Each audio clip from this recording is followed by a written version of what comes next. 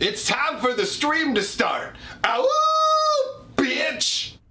Alright.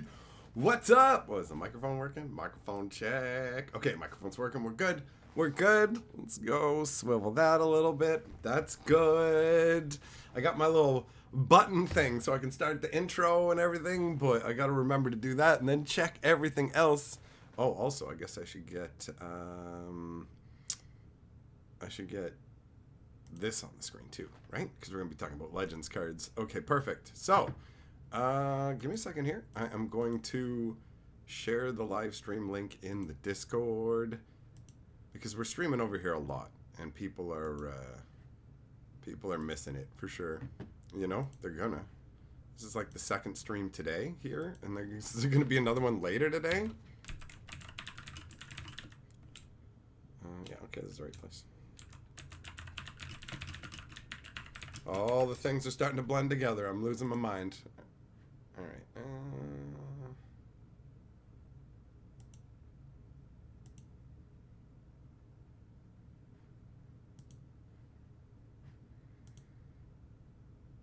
Let's see here. Okay.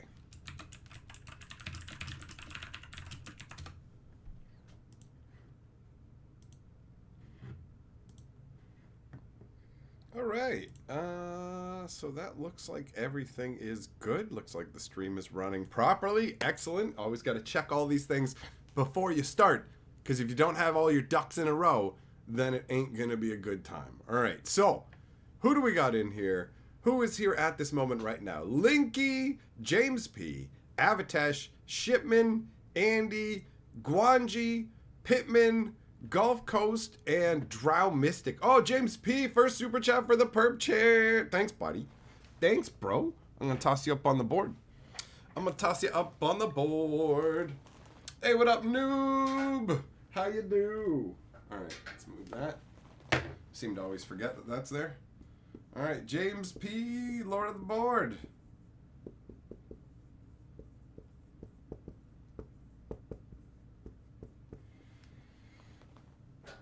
All right. Cool. Drow, the video that I put out on the Historian channel got you so hyped? Hell yeah, man. Get hyped. Get hyped. That's good news. Enjoy yourself. Enjoy yourself. All right, I'm going to get comfortable because we're going to be here. There are a lot of cards to talk about. So I'm going to make sure I got everything the way it needs to be, because we got a lot to see, right? We talked about a lot of cards in the other stream where we talked about what won't be in the packs. But there's way more stuff that won't be in the packs, right? It will be in there. So we got a lot to go through, and then I've got to try and get some stuff done so I can troll Louis from Kitchen TCG Player. Kitchen Table TCG. So I can go and troll him because, yeah, he just put out his most recent podcast with George after the live stream that I did. And he made this little announcement where he's like, I just gotta say, it's funny because George was like, yo, where's this coming from, man? Like, this has to be from the live stream because otherwise this wasn't in here before. And he's basically just going, I'm proud of myself. I'm proud of my store. And so then George kept bugging him and going, hey, man, I just want to say I'm proud of myself. So I emailed them both and I sent them emails saying I'm proud of myself for my own amusement. And I'm going to troll him more because you have to. You have to. But anyways, who wants to talk about some Magic cards? I do. I want to talk about some Magic cards. What up, Just Rick? What up, TJ? Don't forget to mention your TCG player link. Oh, I do have that too. All right, yes. If you buy Magic cards, I got a TCG player link. Use it when you get your cards. Now, let's dive in. All right, what are we starting out with? We have Abomination. All right, so this thing is just wonked, man. It's 5 mana, 2/6, and green or white creatures blocked by it get destroyed or blocking it. So it's got like a limited Thicket Basilisk style ability. The artwork is insane. It's just pink and fleshy in some kind of pink and fleshy void, and you're like, bro, it lives up to its name. It's an abomination. It's pretty crazy. Like, that artwork is wild. Then we got the Abyss, which is one of the most insane cards from Legends, where it's straight up an enchant world where every player during their upkeep has to basically sacrifice one of their creatures. Just sack a creature. Sack a non-artifact creature every turn. Boom, boom, boom, into the Abyss over and over. Just getting sucked down. The soul's getting pulled away. This card was beastly to play against. It was really hard.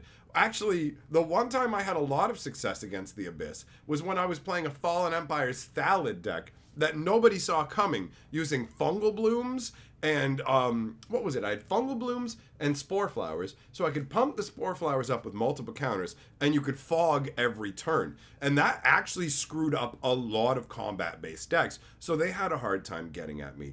And then the Elvish Farmers would let me sacrifice the Saprolings, and a bunch of my creatures would generate Saprolings. So that would give me life that made me more resilient against burn. And then when I came up against the Abyss, right, I was hucking Saprolings into the Abyss. Just every turn I'd be like, I'll spend a bunch of mana on the Fungal Bloom to put like counters on this guy, boom, make a 1/1, throw him into the Abyss. So we were just like, welcome to this world, buddy, you're a new life now, hook into the Abyss, goodbye. That deck was just, it was a theme deck that I built, basically, where I wanted to build a fungus deck. So it was only cards from Fallen Empires, with the exception of a few cards from, I had Sword of the Ages from Legends. I really want another one of those. I haven't had one in decades. I had Sword of the Ages.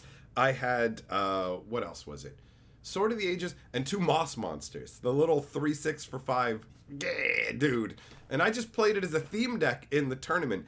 And it just somehow managed to maneuver against a bunch of decks that had really good stuff. Some of it was pure luck, and some of it was just like, oh, actually, this really matches up well against you. But I actually won the tournament, and I was not expecting that. There was the one guy in the event who the store owner really didn't like, and this guy had a deck loaded down with Moxes and all kinds of power cards. And so when I beat him, the store owner, to be spiteful, he stops the event, and he's like, everybody, I just want to say, and he like points at my deck and says like, he beat him with this little Fallen Empires deck, and then he points to this guy, he's like, he has all the Moxes, the Lotus, all the big expensive cards, and he has a box of Fallen Empires, which at this point has become so worthless that you can get a booster box of it for $20 Canadian. Like, it's the most worthless set in Magic history, pretty much. I mean, Homeland did fight for that title, but you know what I mean? So he went, here's a $20 box of Fallen Empires, so you can start building a good deck. Like, he just openly mocked him in front of the whole shop.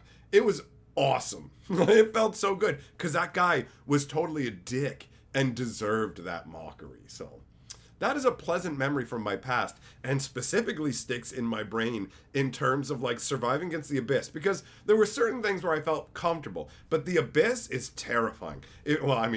Wow, what a crazy statement to make, right? I don't want to stare into the Abyss, it stares back into you. But seriously, the Abyss is really difficult to overcome, because the deck that uses this plays no creatures it has to sacrifice, so this just affects you. He puts it out and goes, every turn you're going to lose a creature, and it's like, you got to overcome that. And I'm just like, fungus boys, go! Anyways, I love the Abyss, but I've never had one myself. After that, we've got Acid Rain. So 4 mana, destroy all forests in play. Can't say I liked this when it came out in one way.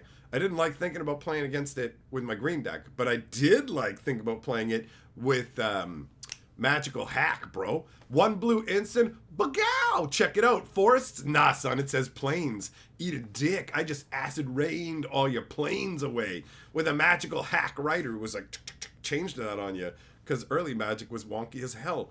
And so the artwork is like a statue melting away.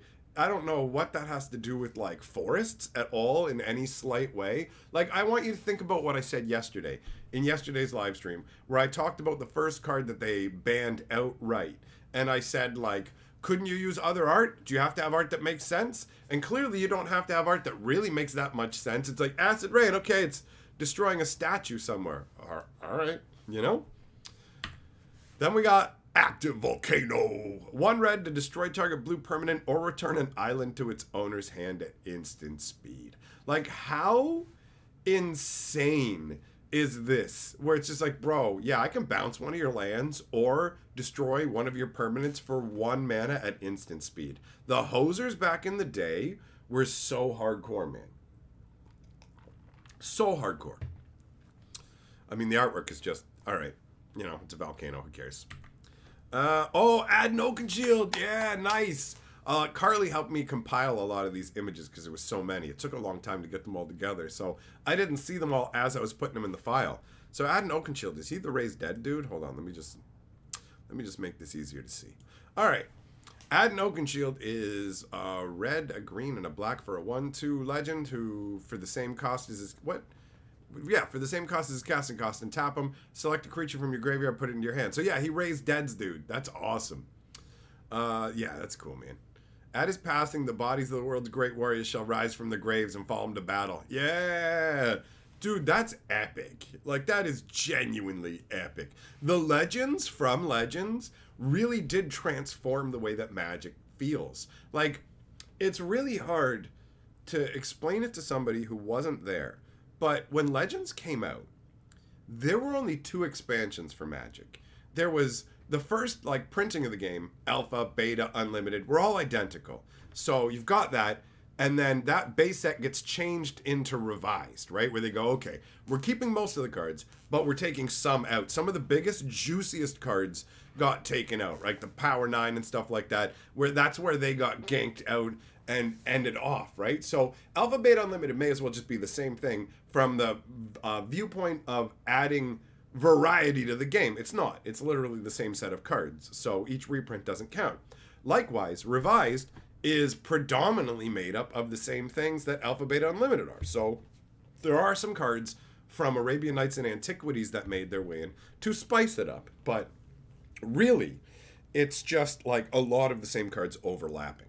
And then you've got Antiquities and Arabian Nights, which are not very large sets, but definitely add some really cool stuff to the game. Like a Leaf from Cairo, it's like, what? When you have a Leaf from Cairo out, you can't, like, what? You just, whoa, the damage does, you stay at 1, bro? What?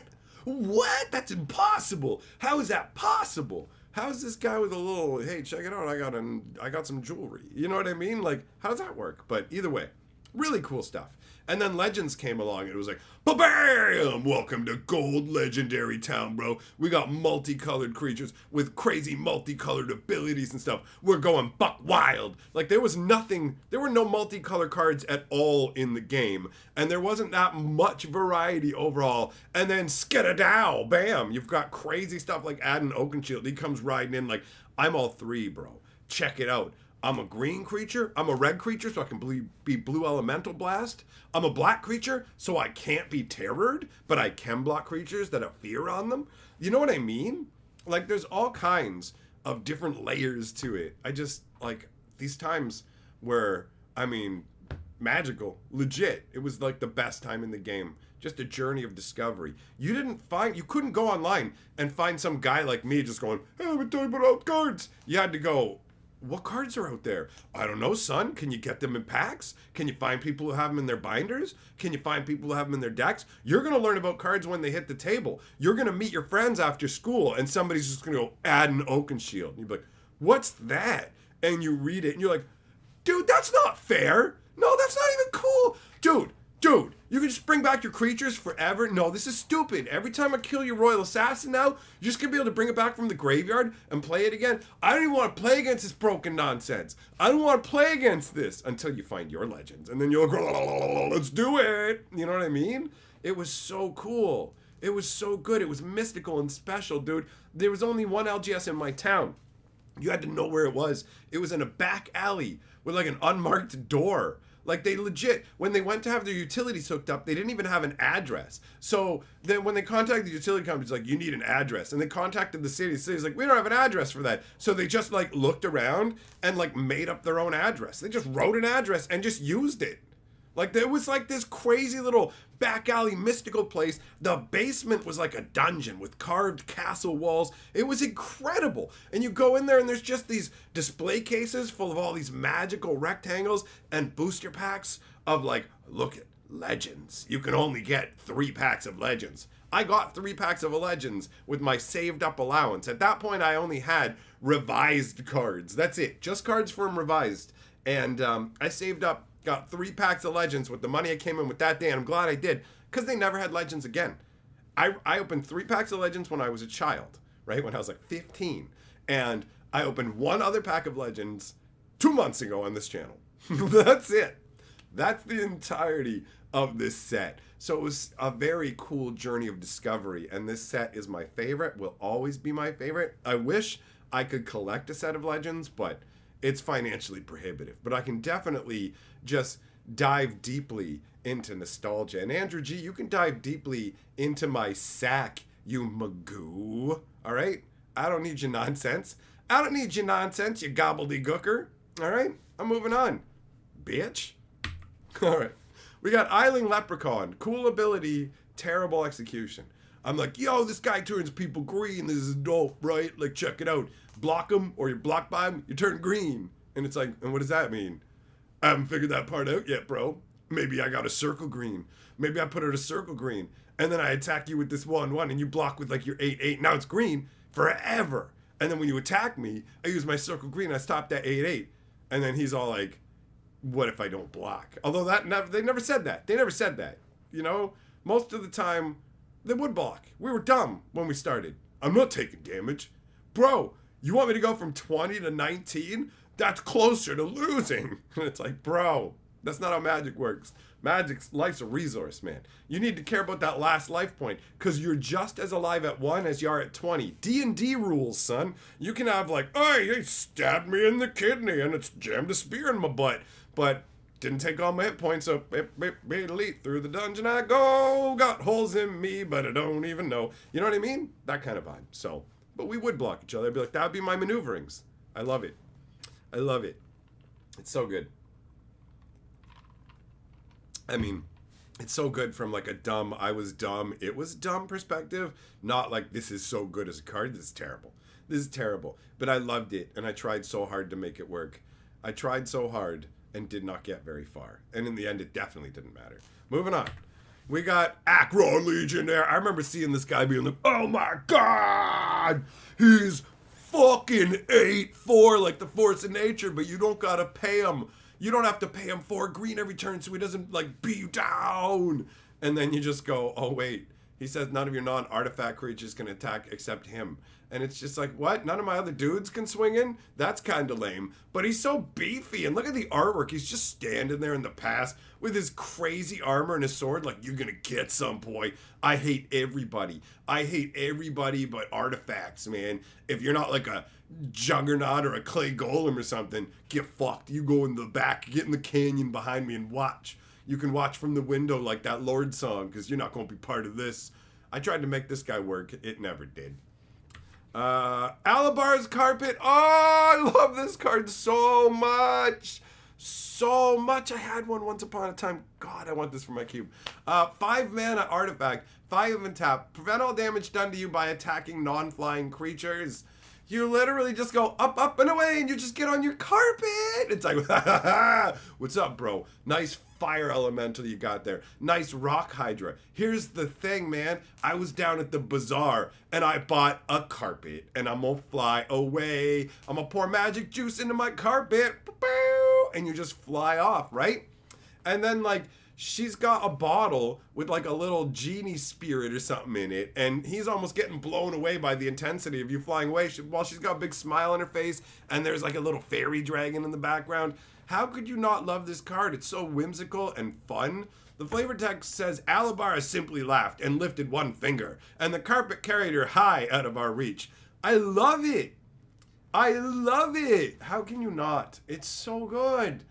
Man, this was such a good time to be in Magic. I wish you guys could, I wish I could like literally Johnny mnemonic brain chip this shit and be like, here you go, and just right into your head. You can experience what I experienced, because it's just, it's so good. Anyways.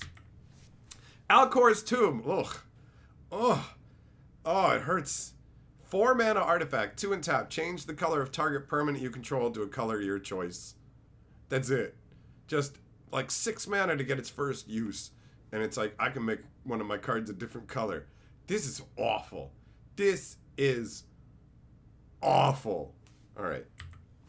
All Hallows Eve. This was supposed to be an enchantment, so it's confusing because it's a 4-mana sorcery that says put 2 counters on it, remove a counter during your upkeep. So it's like the original suspend card, but it's actually an enchantment.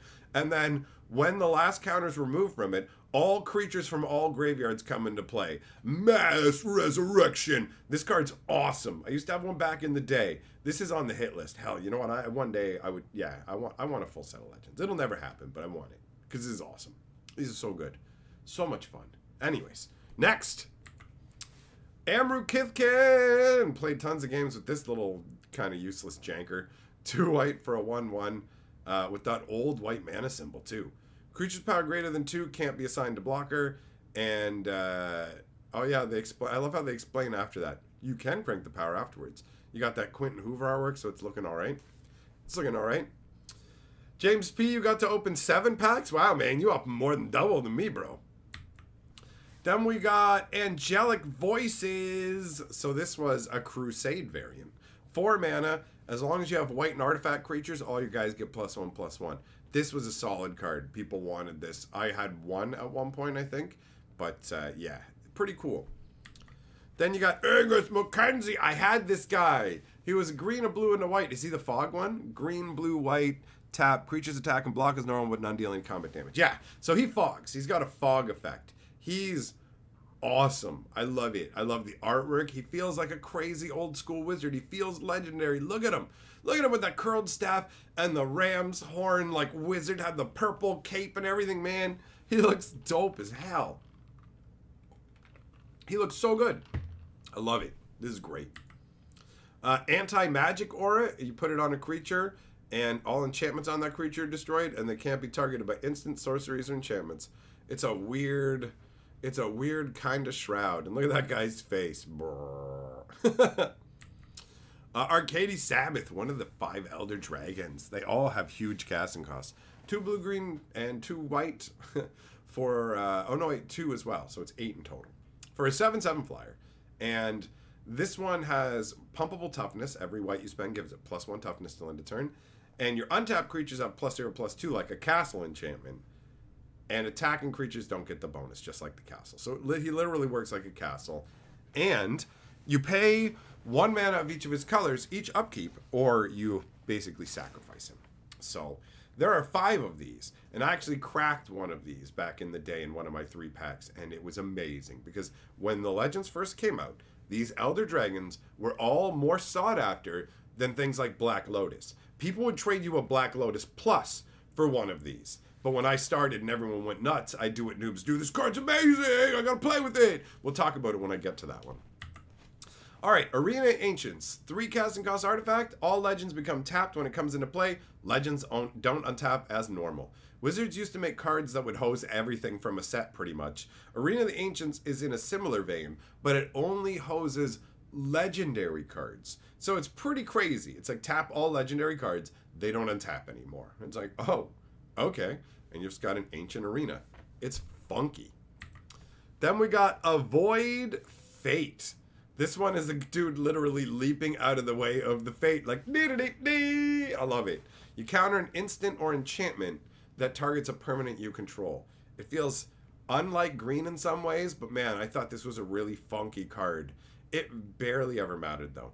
The thing is, most of the time people aren't going to use interrupts targeting one of your permanents. Interrupts will usually target a spell on the stack, and enchantments will rarely get played on your creatures enough for Avoid Fate to be relevant. People usually want to kill your creatures with Burn, Terror, Plow, Disintegrate, whatever, right?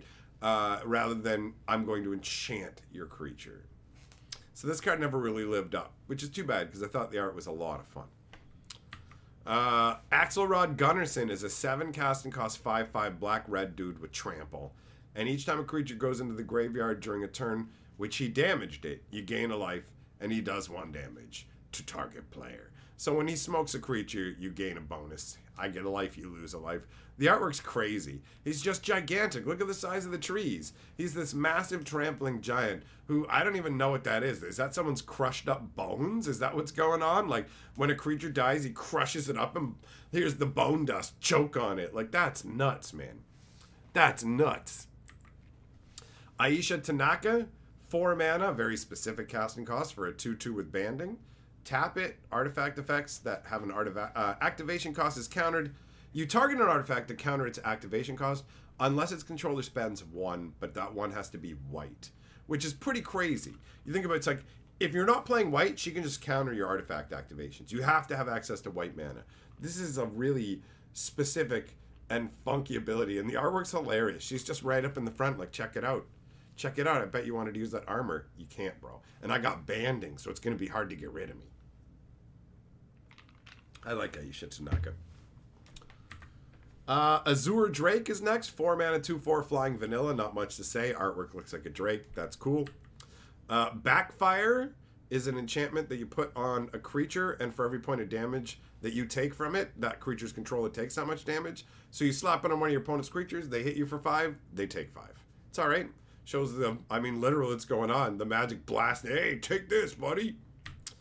Barktooth Warbeard, 7 mana, 6/5. He's just vanilla, but at the same time, massively impressive just because of his size, right? He's big, fat, and beefy, and he's got that honking sword. He looks intense, man.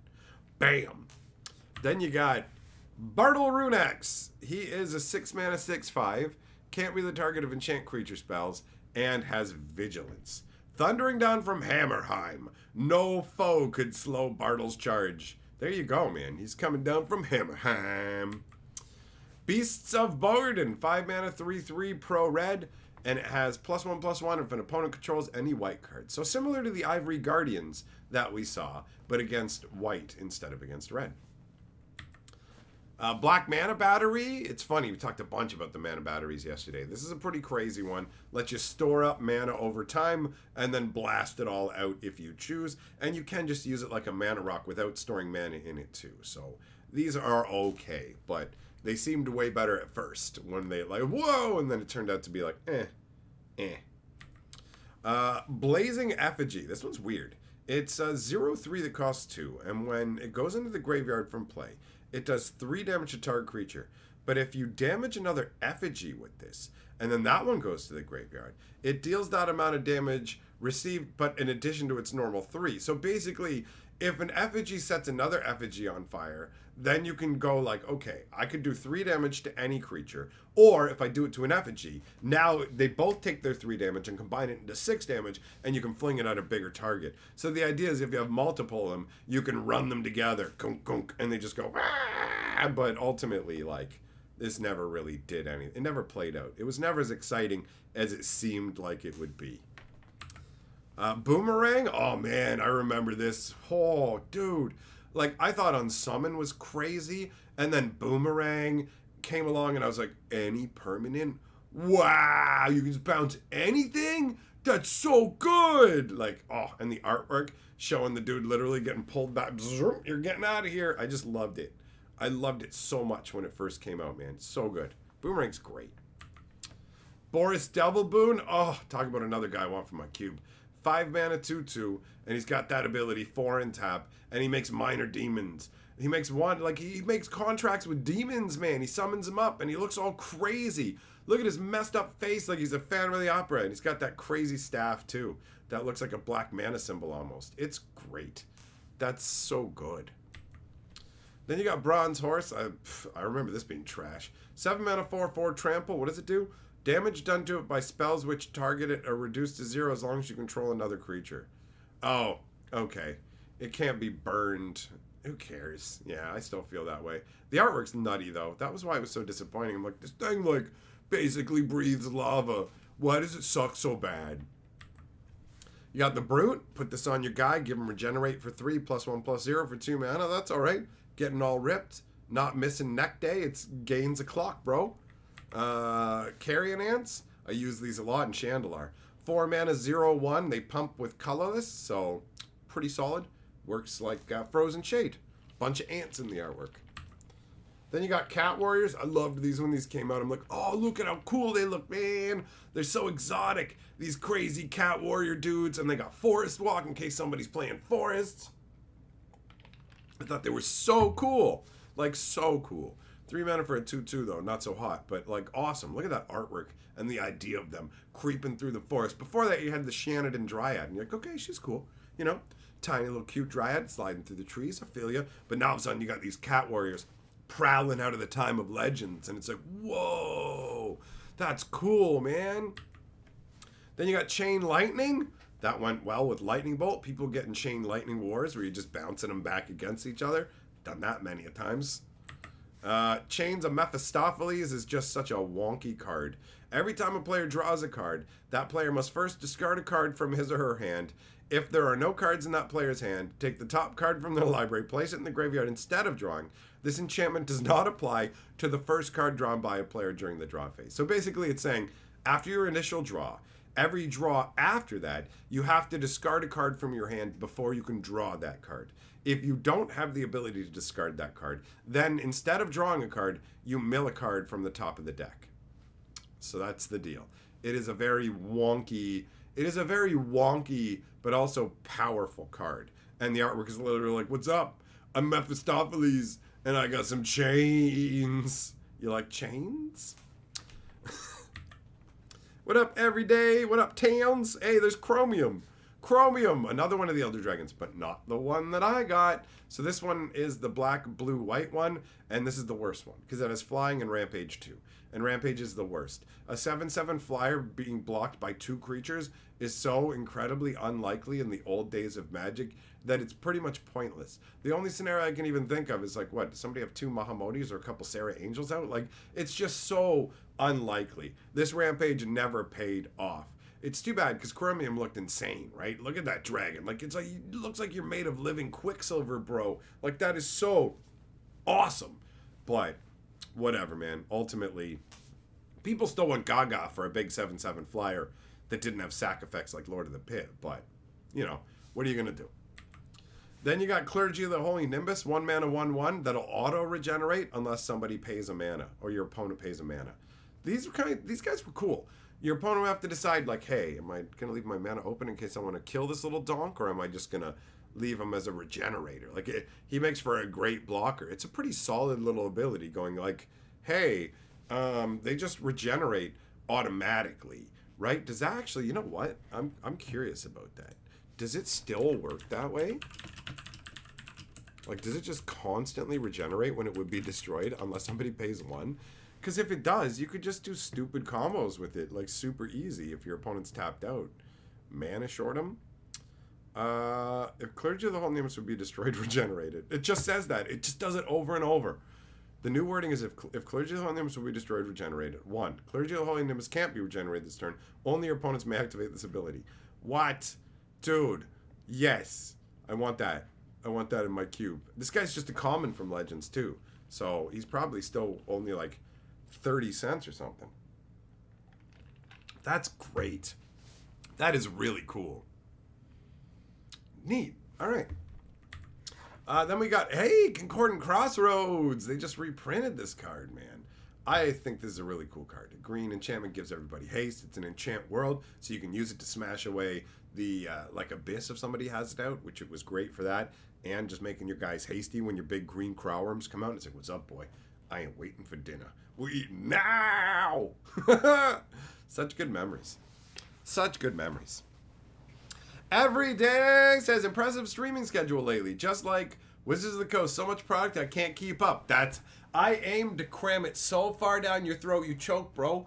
I'm on a schedule because this is the second stream of the day. We have another one. We've got a third one to do after this one, and I guess we're doing it here because I just put out a video over on the Historian today. So I guess the wheel stream is happening here, and I got some stuff in the mail that we can open up as well. So yeah, I'm running around. There's so much that I want to do, and I'm just like having to choose. I gotta like triage with my time what I can and can't do.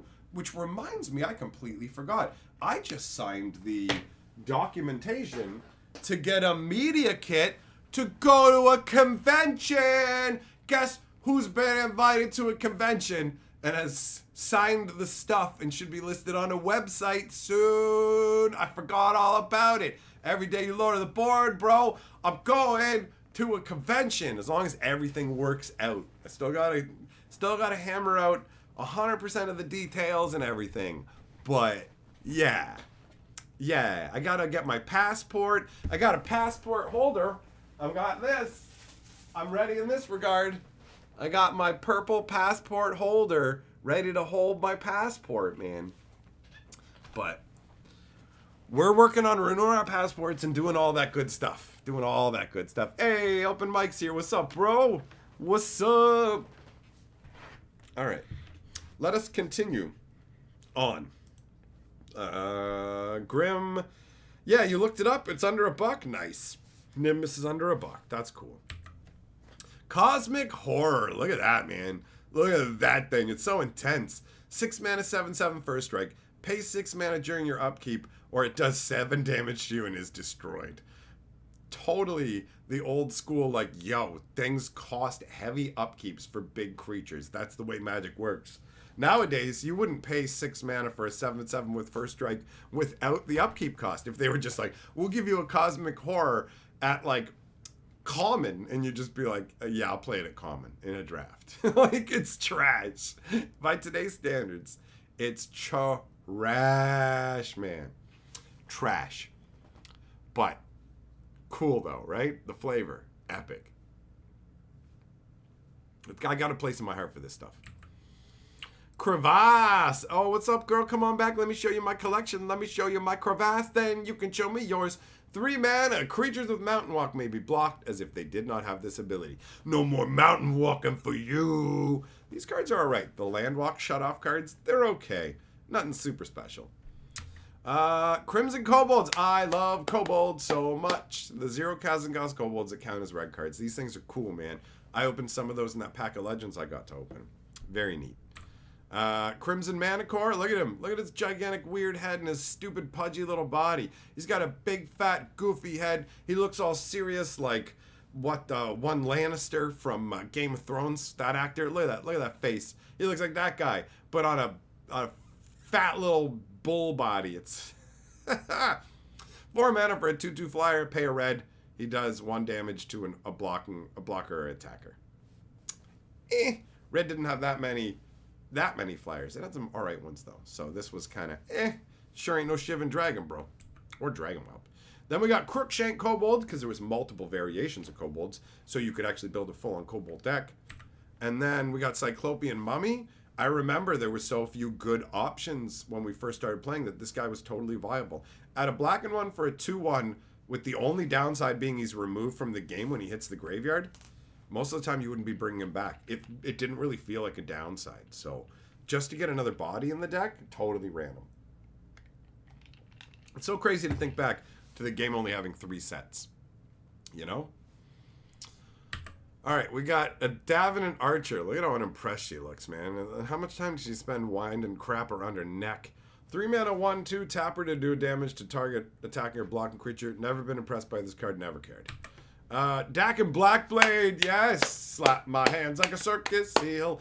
Fell in love with this guy instantly. This artwork is incredibly evocative. Richard Kane Ferguson is the most glorious artist in Magic the Gathering history. Sometimes his artwork is very clear what's going on. Sometimes it's abstract as fuck, but it's always awesome. And Dak and Blackblade was the most, like, maybe not the most, but definitely right up there tied for one of the most evocative legends in the set. The flavor is so incredibly hard. Like, look at him, man. Look at that stance. Look at that blade. Look at that shield. Look at all the detail. Look at the crazy lands he's traveling through. And his power and toughness are equal to the number of lands. It's just shifting, bro. The flavor text. My power is as vast as the plains. My strength is that of mountains. Each wave that crashes upon the shore thunders like blood in my veins. That's his memoirs. Like, he's so epic, so intense, man. Oh, it's so good. It's so good. How can you not love it, bro? Richard Kane Ferguson brought the fire to Legends and Magic in general. There was a tournament once where it's pick your favorite artist, only play cards. I played Dak and Blackblade, and I'm not Dak and Blackblade, sorry. I played Richard Kane Ferguson. I went black-blue and dominated. All right, we got Demonic Torment. 1 black and 2 for an enchant creature, and the enchanted creature deals no damage during combat and can't attack. Doesn't really feel like a black spell when you think about it restraining the ability to attack, But it does when you think about the reason it can is because you're just like constantly tormented by demons. You know, like Cinder Shadow is. What up, Impossible? The Dak and Blackblade Swamp is somewhere over in this area. If I knew where it was, I would show it off right now. So, what are you gonna do? All right, we got Devouring Deep, an amazing name for a complete piece of garbage. 1 blue and 2 for a 1/2 Island Walker. T-Rash, what a waste of a name. Disharmony. 1 red, they may as well have called Discord this. Discord is a program where you're meant to talk. And it was like, was it supposed to be Discourse? Did you want to name it Discourse? But they were just like, oh, that name's taken. Well, we'll just call it Discord. That's similar, right? It's like Discord means fighting. Why would you name a conversation app fighting? Okay, anyways. Disharmony. 1 red and 2 instant. Target attacking creature comes under your control untapped. Return to former controller to end of turn. This creature is no longer considered to have attacked. Play before defense is chosen. Basically, like, when they swing in, pick one of the creatures, gain control of it until end of turn. So you can use it as a blocker. It's alright. Then you got Divine Intervention. Oh, I forgot this card exists. I love this card so much. I built a deck around this card called Hug. Oh, God, I love this. Okay. 2 white and 6 enchantment. Put 2 counters on it. Remove a counter from it during your upkeep. When you remove the last counter from Divine Intervention, the game is over and considered a draw. So I built a deck around this and took it into a tournament to see how many games I could tie against people. And I just had enchantments that were like, yo, I want to stop you from doing damage to me. And so I didn't have any way to win in my deck. My win was tying. And I called the deck Hug because I'm like, let's just be friends. We're going to Heaven's Gate together. We all get to go to heaven together. And I would just say dumb shit like that to people if I managed to pull it off. All right, next card. We've got Divine Offering. This one's cool, man. It's like, yo, I offer this up to my gods. They accept it and infuse me with their essence. Delicious. Delicious. What up, Joey? Double the perp today. This is stream 2 of 3, buddy. I got a busy day. Bro. All right, we got Divine Transformation. 4 mana for an enchantment that definitely looks like it gives flying and definitely doesn't. It just gives a creature +3/+3, although your brain will keep screaming at you that it gives flying many, many times. That happened to me a lot. That doesn't have flying. So annoying. All right, we got Dreamcoat. Oh, Joseph, what you got? 1 blue, caster. Caster may change target creatures to any color. Play it at interrupt speed. Limit of 1 change per turn. Okay, so it's an enchantment that lets you just change the creature's color. Whoop-de-doop. All right, Dirkwood Boars. Yeah, I used these guys. 5 mana for a 4/4 set of boars. They're coming in, bro. They got unclean spirits in them. And the unclean spirits went out and entered the swine. Like, yeah, man, let's go. Let's go, unclean spirits. I've got boars full of unclean spirits. They're going to eat you. That's hilarious. Oh, look at this. Look at these goofs. Dwarven Song, 1 red, change the... Oh, this is the one that turns as many guys as you want red. Alright, who cares? Elder Landworm, garbage, 7 mana, 5/5 trample, but you can't use it to attack unless it's been used as a blocker. No one will attack into it till it just sits there. Artwork looks awesome. Card sucks hard. Elder Spawn, 7 mana, 6/6. Can't be blocked by red creatures, but you have to sack an island to it every turn or it smacks you in the face for 6. And it looks like a coral reef that's all gone crazy and wants to just get up on you. Rub up on you. Elven Riders. Oh, yeah. I rocked these guys, man. 5 mana, 3/3. Can't block them unless you got walls or flying creatures. So they just come charging through, bro. They're riding wolves. They're coming to your town. I love it. I love it. Emerald Dragonfly, Quentin Hoover, another classic Magic artist. So much great artwork because of him. Emerald Dragonfly is just stunning with that artwork, bro.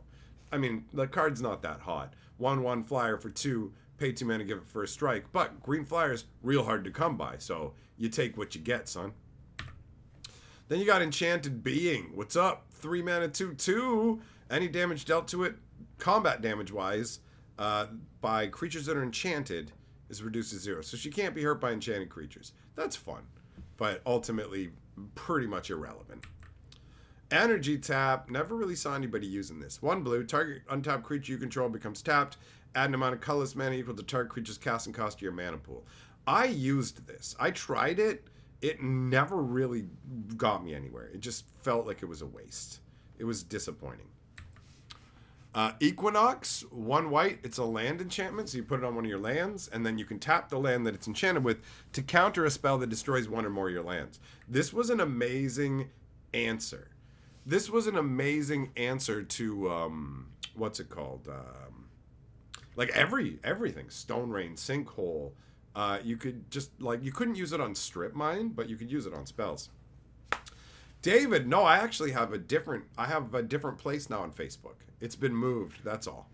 It's been relocated because that one wasn't the one. But now there is the one. So don't worry. Don't worry, buddy. All right. We got Eureka. Oh, this card's awesome. 2 green and 2. Both players can take any number of permanents in their hand and put them directly into play. That's it. We go back and forth, putting permanents into play until nobody wants to put anything out. You just play them all for free. Literally, like, first free cast. Free cast. Free cast. So good. Artwork's goofy. Cards awesome. I had this back in the day, man. Like a million years ago.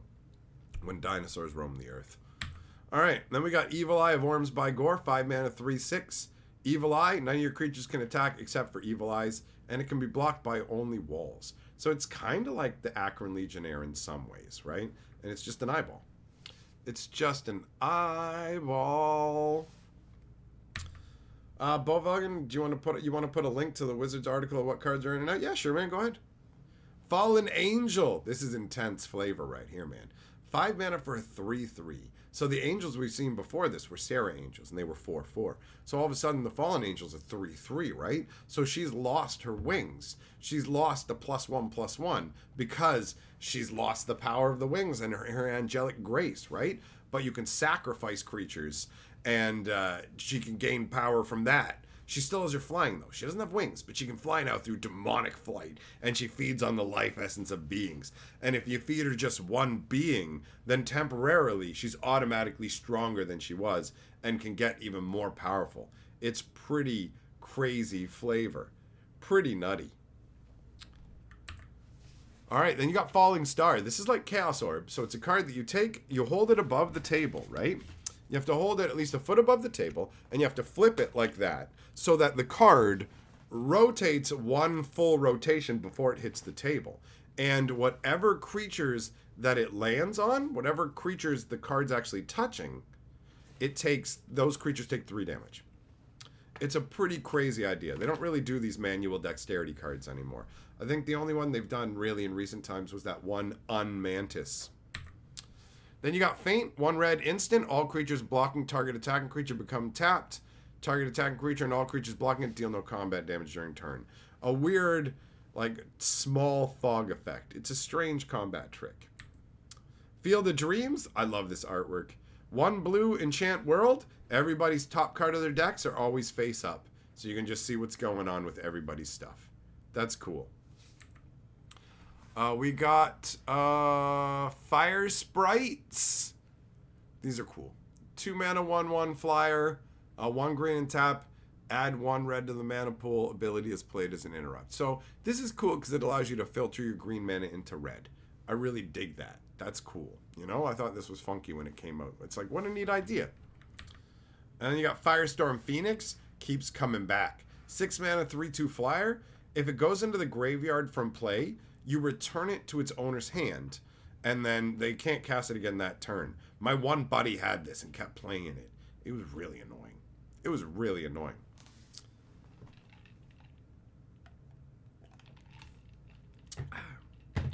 David, I didn't accept your thing yet. I guess I haven't been on in a couple days. Sorry, man. It's hard to keep up with all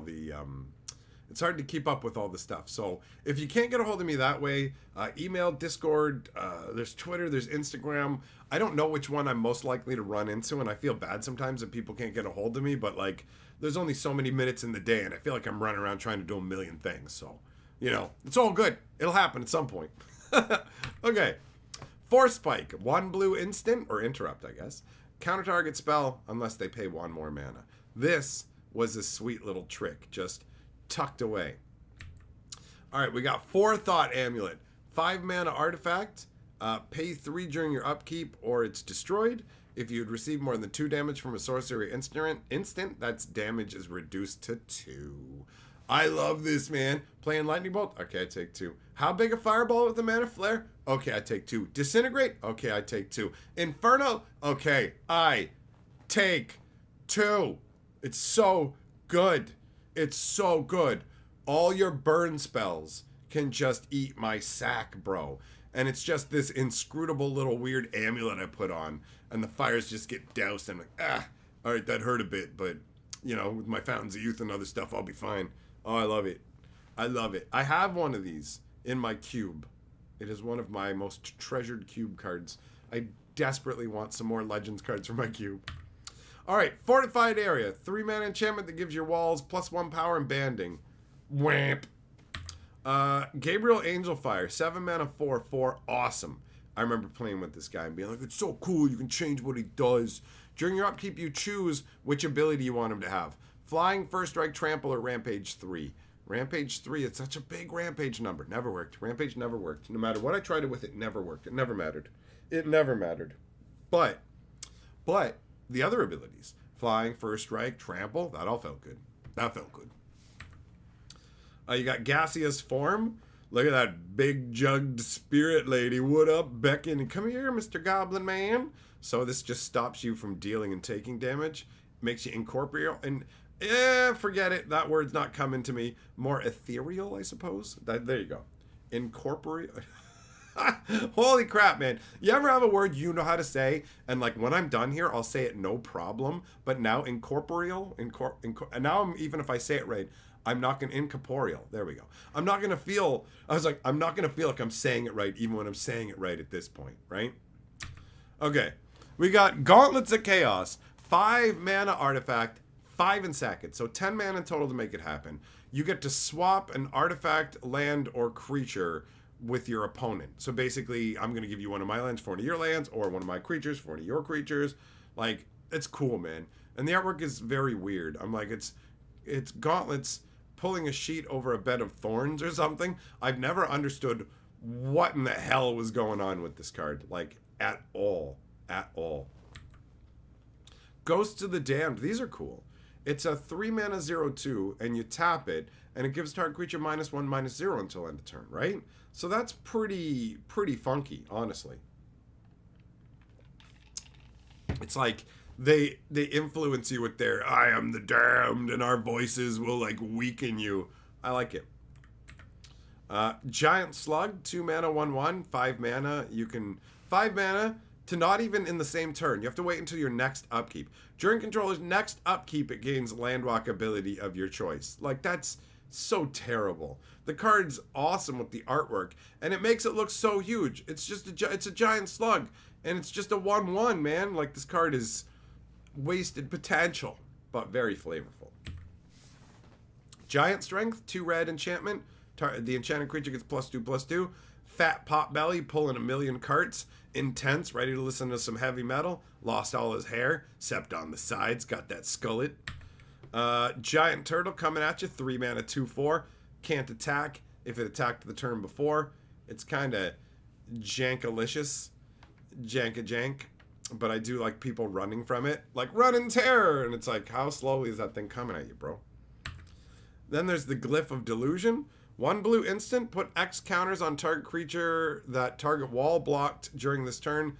X is the power of the block creature. Creature doesn't untap as normal while it has 1 or more of these counters. So if you attack me, I block with my wall. I play Glyph of Delusion on my wall, and then your creature's power, let's say it's 5, then you put 5 counters on it. For 5 turns, it's not going to untap. That's how that works. Weird, right? Then you got Glyph of Destruction. 1 red for an instant. Target wall you control gets +10/+0 when blocking. Any damage dealt to target wall is reduced to 0. Target wall is destroyed at end of turn. I feel like this is overkill. Like, you have to sack the wall and everything else. I think that they should have made it so that you could not have to be blocking with this, because if somebody's jumping through the hoops to animate walls and attack with them and play glyphs on them, I think they should genuinely be able to do so, right? Like, that's fun. Wait, isn't there a card that says target creature becomes blocked? Can you target a creature that isn't attacking and have it still technically be considered blocked and then play Glyph of Destruction? That's anyways, let's move on. Glyph of Doom! This is the black one, so you play this on the wall. All creatures blocked by target wall are destroyed at end of combat. So look at this one. Plus 10 power, which is enough to be able to destroy a creature with it, right? Like, it's what? The damage dealt to the walls reduces 0, but then you lose the wall. How is that as, like, the Glyph of Doom is just straight up anything that's blocked dice. Like, straight up. Very straightforward. Great. It's very cool. Glyph of Life. Damage done to the wall by attacking creatures is added to your life point total. This is a pretty underwhelming glyph. Pretty underwhelming. You know, it's like, whoop, you hit my wall for 4, I gain 4. One-time use. No thanks. Glyph of Reincarnation. This one has a special place in my heart. It's a 1 green. You play it on a wall. And then a creature that's blocked by that wall, you take the creature that was blocked by that wall and replace it with a creature from the graveyard, right? And you play it after combat's over. So it's very weird in its timing. And so I had this weird convoluted plan where to get my Elder Dragon out, it required my opponent to have a wall. And I would have to attack into their wall and then play the Glyph of Reincarnation so that I could swap my creature and play for the Elder Dragon in my graveyard that got in my graveyard by me just holding too many cards in my hand and discarding it. Because I was such a noob. Okay. Ghost of Dirk, 7 mana, 4/4 first strike, who can stop Island Walkers. So that's funky. The artwork is awesome. This guy looks mega intense, right? Like, oh, he's so hardcore. Then you got Gravity Sphere, another enchant world. This one shuts off everybody's flying, which feels really cool. The artwork conveys that feeling of being pulled down with the wings drooping and everything, and legit feels like a massive gravity sphere. Like, it is pretty sweet. I love it. Then there's Great Wall. This is the enchantment that turns off planeswalking. Greater Realm of Preservation. This is a circle of protection for both black and red, but it costs 2 to activate. So you can pay 2 mana, a white and 1, and stop all damage from a red source or a black source. Love this card so much. And the artwork on it is dope. I actually have one of these for my cube. Really love it. Greed. Look at that, man. Just straight up. This guy's greedy for money. 4 casting cost enchantment, 1 black, draw an extra card and lose 2 life. That's it. Straight up. Very straightforward, but a good enchantment. I mean, not super powerful, but good in terms of, like, the flavor. Halfdane! I love Halfdane. Hail from Dominaria, the ever-changing Dane. 4 mana for a 3/3, but during your upkeep, you can choose the power and toughness of any other creature in play, and he becomes that. If there's no other creatures, he's a 3/3. I dig it. And the artwork shows I'm stealing your power, bro. I'm stealing your power, man. Alright, then you got Hammerheim, legendary land that taps for a red or taps to remove all land walking ability from a creature. This is a solid ability overall. Hazes on Tamar, yes! Oh, another awesome Richard Kane Ferguson card. I love this guy so much. I have a commander deck. This is my commander. This guy's the real deal. 7 mana, 2/4. On the upkeep after he comes into play, you get a number of 1/1 Sand Warrior tokens equal to the number of lands you have out, and they're 1/1s. But if Hazezon goes, then all Sand Warriors are exiled. So there is the trade-off, and he looks so epic in his artwork, leading his Sand Warrior troops, man. He features in the storyline too, so that's pretty dope. Then you got the Headless Horseman, 3 mana, 2/2 vanilla. Not vanilla in terms of how awesome the flavor is, but definitely vanilla in terms of ability, so kind of like, right? Hellswarm, 1 black instant that gives all creatures -1/-0 until end of turn. Artwork's okay. Never really cared about this. Hell's Caretaker is awesome. Let you swap cards in play for creatures in graveyard. Basically, tap them during your upkeep, sack a creature, grab a creature from your graveyard, put it straight into play. Really, really awesome flavor. Really awesome ability. The artwork, pretty nondescript mostly, right? It's okay, but Hellfire! This is what I got in my pack of legends. This rare is in my cube now. I got a pack fresh Hellfire that I opened myself. This is awesome. 5 mana, Destroy all non-black creatures, and take X plus 3 damage, where X is the number of creatures that went to the graveyard this way. So you don't even take damage if you have some way to stop them from being, like, if it's just plain or void, they're exiled, something like that, right? It's awesome. Artwork's dope. This demon setting everybody on fire. Hooah! It's awesome. Then you got Holy Day. This is a white fog, but he's observing a holy day. Pretty straightforward. Horn of Deafening. 4 mana to put out. 2 and tap. Target creature deals no damage. That's not too shabby. Not too shabby at all.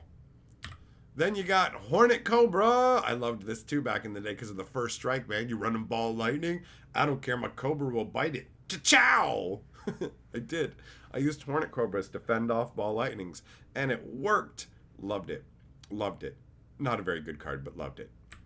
Horror of Horrors. 5 mana black enchantment that lets you sack swamps to regenerate black creatures. People didn't want to swamp sacks.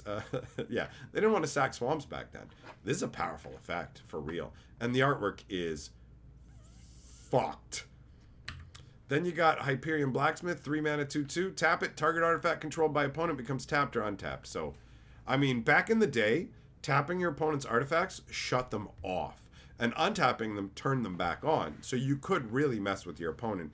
And the art is cool. You've got the Smith, who looks like he's made out of marble. I like that. Aichin Newman Druid. This one does 4 damage to any opponent casting an instant. It doesn't apply to the first instant cast by that opponent each turn, which made this guy mostly useless, because counterspell decks, oh yeah, okay, you can still counter one of my spells a turn or whatever. It was pretty annoying. The artwork's awesome, man. Look at it, though. He looks so good. Like, this is really, really cool looking. Melissa Benson did a great job on this. Immolation. 1 red enchantment that gives a creature +2/-2, so you can use it to beef your guys or weaken other people. And the artwork shows these shadowy figures in the flames looking intense. Then you got In the Eye of Chaos, another enchant world. This one makes it so all instants and interrupts are countered unless their caster pays an additional X, where X is the casting cost of the spell. So it makes all of them cost double, basically. Because you're probably not going to cast them and let them get countered unless you're under a black vice, right? Infernal Medusa, 5 mana, 2/4.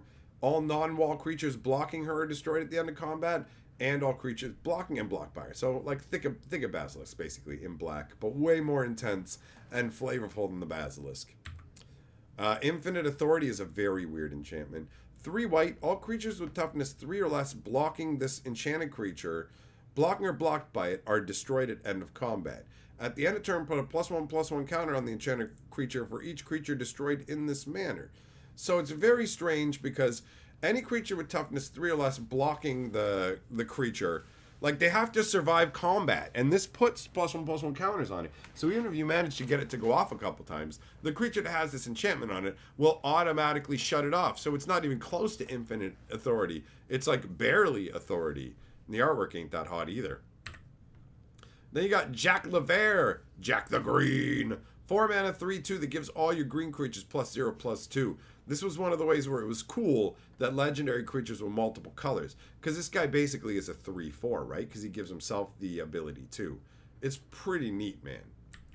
Then you got Jasmine Boreal coming on back. More Richard Kane Ferguson, 4/5 vanilla, 5 mana. Terrible but awesome.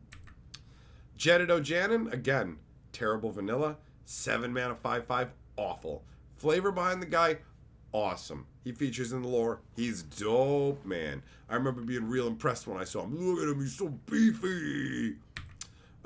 Gerard of the Closed Fist is 6 mana, 6/5. Another vanilla whatever legend dude where you're just like, all right. He's 6/5, he's beefy. That's cool, but he's got nothing else. And then you got Johan bringing an actual ability to the table. If he doesn't attack and is untapped, then all your creatures can attack, basically have vigilance. Just leave him not attacking and untapped, and he gives all your dudes vigilance. And look at that artwork. He looks so intense.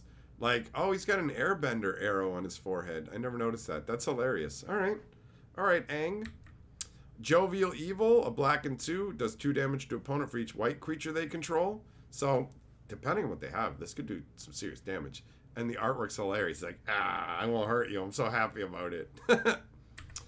Juxtapose. This is another one of those. It works like the Gauntlets of Chaos, but it's a basically they get to choose instead of you. So with Gauntlets of Chaos, I choose both permanents. With Juxtapose, I choose my side, you choose your side, right? But it's from the highest casting cost, so I guess it's really you don't choose. I'm getting confused by the old wording, right? Sometimes you got to read through the whole card because it's been a long time. So you swap your highest casting cost artifacts and creatures. That's how that works. Never mind. So it's not the same exactly. Then you've got Caracas, the amazing bounce a legendary back to its owner's hand land. Just tap it, bounce a legend. That's crazy. And it taps for a white mana, comes into play on tap. Like, dude, that's so nuts. Then you got Casimir the Lone Wolf, 6 mana for a 5/3. He exists in the same world that Juggernaut existed in. Juggernaut's 4 mana for a 5/3. Can't be blocked by walls, has to attack every turn. This costs 2 more, has no abilities. He seemed really dope though, because painted by Richard Kane Ferguson.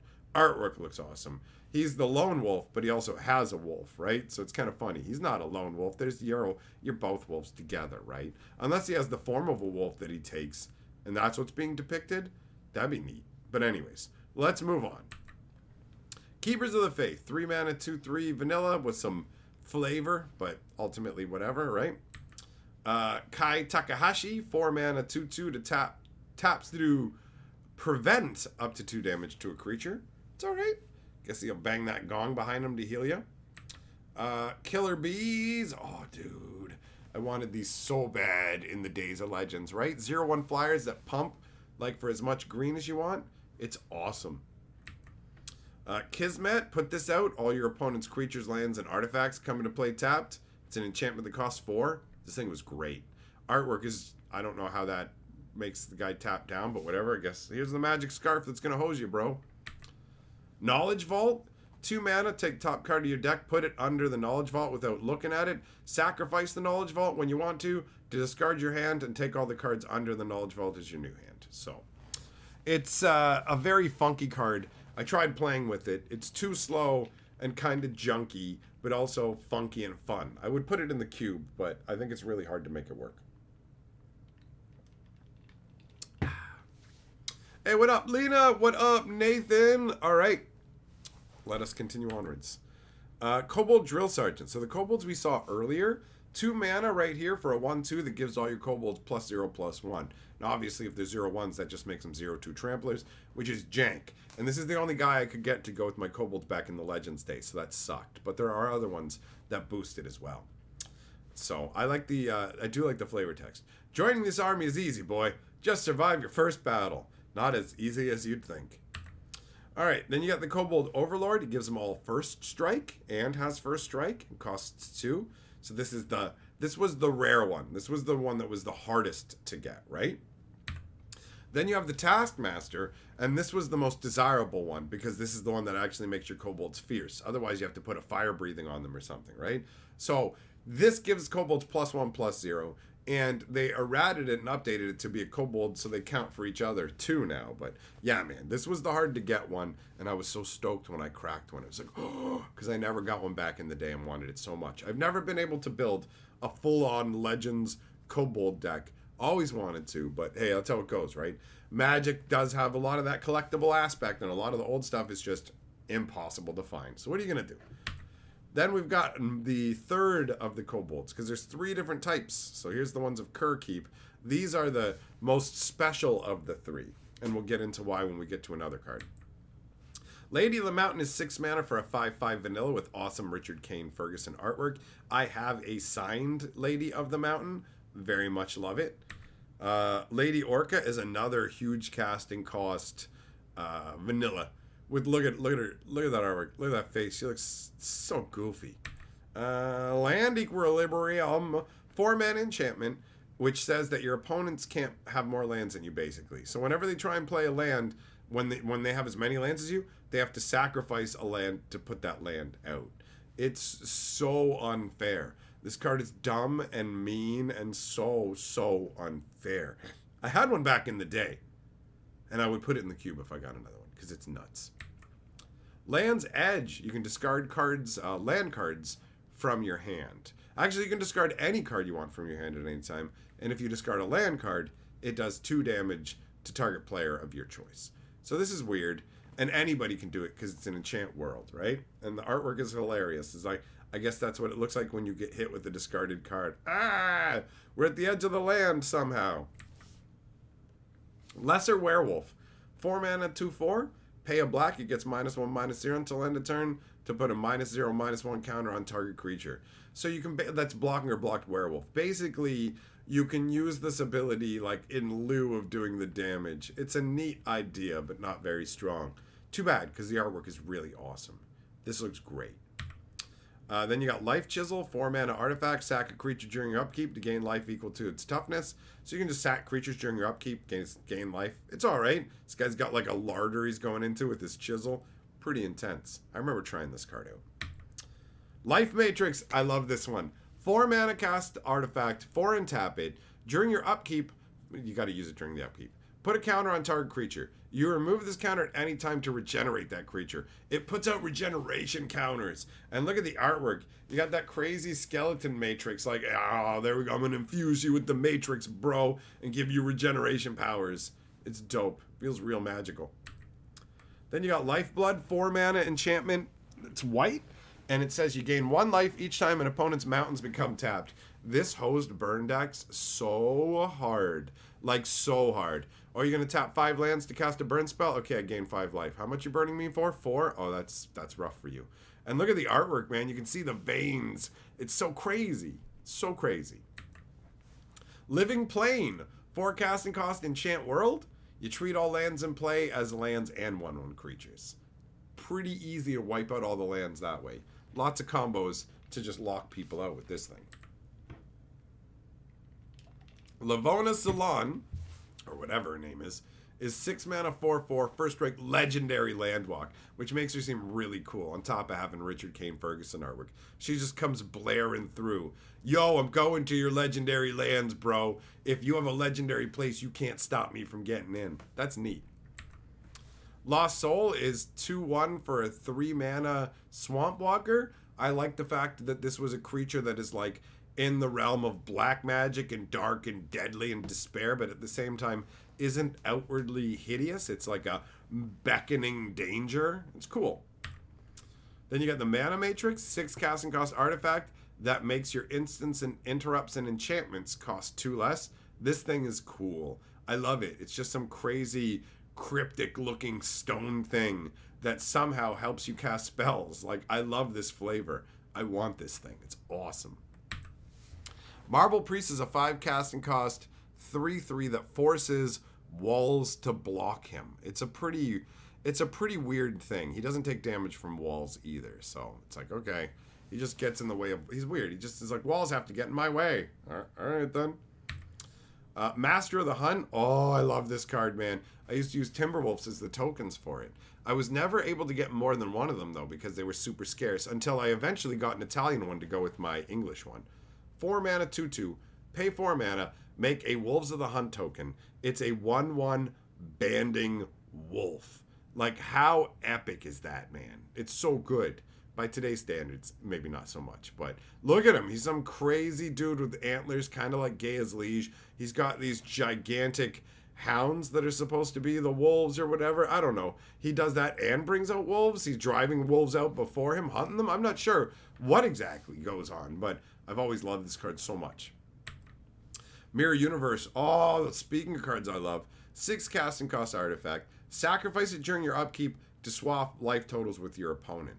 People would use things like Channel, spend all their life to make mana, and then put out the Mirror Universe, mana burn themselves down so they barely had any life left, and then swap life totals with their opponent. It was so dirty.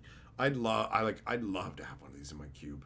I had a Mirror Universe back in the day, and I loved it so much. And the artwork really does show what's going on so well. You've got that powerful individual in the mirror going, ah, and the other one being sucked in against their will. What a cool artifact, man. So awesome. Then you got Moat, super powerful enchantment. Creatures that don't have flying just can't attack. That's it, just straight up. So strong. Too strong. Insane. And you can get them in packs of Dominaria United. How nuts is that? How nuts is that? Then you got Mold Demon, 7 mana for a 6/6. You have to sack 2 swamps when it comes into play. Yeah. Yeah, it's terrible. Artwork's nutty, though. Bringing up a big old mold demon. I made it in my fridge, bro. Moss Monster! Yeah, that's what I used with my Thallid deck, son. David J, that's right. On Chandelier, the moat was bugged. It didn't work. Thanks for reminding me of my sadness. Anyways, moving on. Mountain Stronghold. All your red legends can band with other legends. Who cares? Artwork looks nice, though. Nebuchadnezzar. 5 mana, 3/3. Pay X and tap them and name a card.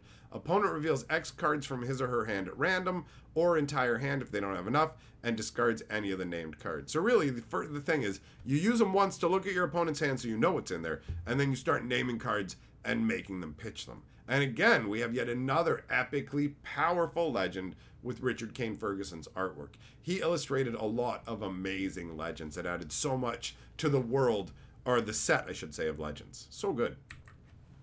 Then you got Nicol Bolas. We still haven't reached the Elder Dragon that I got. So this is, I mean, everybody knows Nicol Bolas, but this is before. This is in the long, long ago when he was studious and he would read his books in his study. Get hit by him, makes you pitch your entire hand. Pretty nutty, man. Pretty nutty. North Star, 4 mana to put out, 4 and tap. You can cast one spell this turn by paying its casting cost with any type of mana. So it would let you play spells that weren't normally in your color. I loved it. I loved this thing. I tried playing with it, and I would shove random off-color spells into my huge green deck, and it barely ever worked out. But I kept trying. I never stopped trying. I never gave up on the North Star. I love the artwork. I love the card. North Star will always have a special place in my heart, even if it's complete garbage by today's standards. I love it so much. Like, so much. You have no idea. Okay. Oh, God, I love this card. Nova Pentacle. I need one of these for my cube. 4 mana, 3 and tap it. Redirect damage done to you from one source to target creature of opponent's choice. I used this card so much. So much. And I remember, like, epic games. I remember my buddies just not, like, grasping how it worked and just getting hosed. I remember my one friend put out a bunch of mana flares, did a massive fireball, split it at everybody across the table. Everybody at the table is dying. He goes, I'm going to channel a bunch of my life. I'm channeling myself down to 1. So you can turn your mana, you can turn your life force into mana. So he turns all of his life into mana. He's got mana flares out. He plays fireball and splits it to hit 2 guys at the table, and then he forks it to hit the other 2 of us. So all 4 of us have a massive, like, 30-point fireball coming at our heads. So the other 3 people are scooping up their cards, and I'm like, bro, I'm gonna activate my Nova Pentacle. And he's like, what does that do? And I'm like, it says that you get to pick one of my Elvish Archers, and it takes that fireball. And he's like, what? And I'm like, yeah. So which one of the Elvish Archers did you want to have take that fireball damage? And so he picked the one, and I'm like, sweet.